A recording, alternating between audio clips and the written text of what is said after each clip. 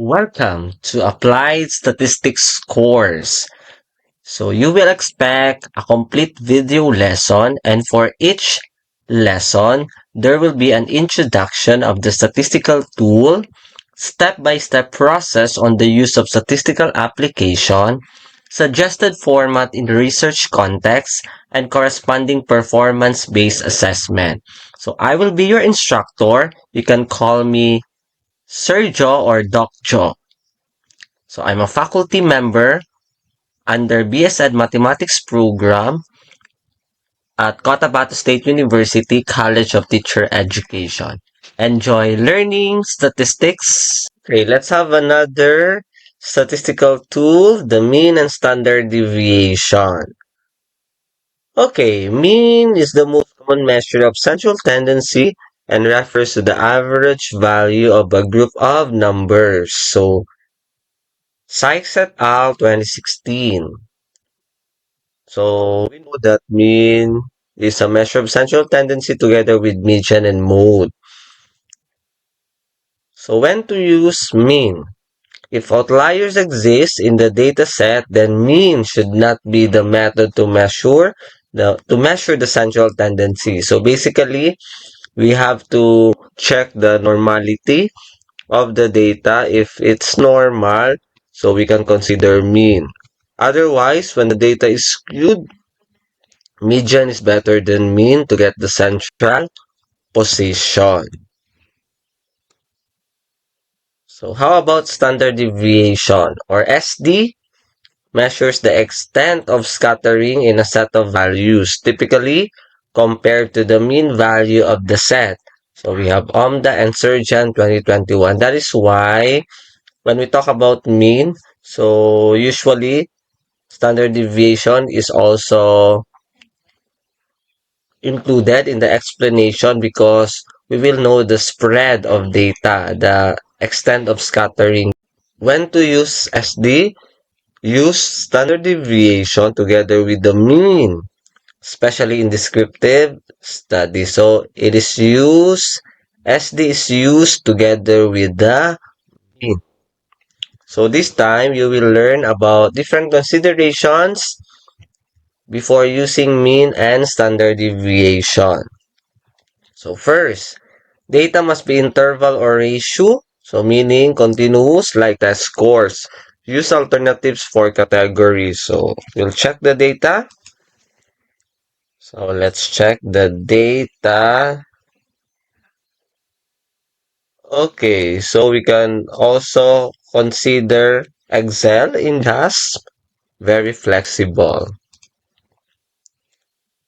So we can consider this. Okay, so basically, we will consider the means of the different statements. Okay, so these are numerical. So basically, we can use mean for that and standard deviation. Second, data should be approximately bell-shaped. Run Shapiro-Wilk for normality test. So let's see. So basically, we can choose descriptives. Let's consider this. And Shapiro-Wilk test is a normality test. So we'll check, we'll find it, statistics. Okay. This one, distribution. So we can check Shapiro-Wilk. So the rule in Shapiro-Wilk, so the p-value must be greater than 5% before it is considered as normal. Less than is skewed. So 0.626 or 62.6% is above 5%, meaning the data is normal. So we can proceed. Okay. Third consideration, there should be no extreme values in the data. Check histogram in JASP. So basically, there are different plots that, okay, we can consider. So we can consider or proceed with the histogram, because it is continuous. So let's see. So histogram, usually distribution plots. This one. So basically, there are no extreme values. So meaning, okay, this third consideration is, okay,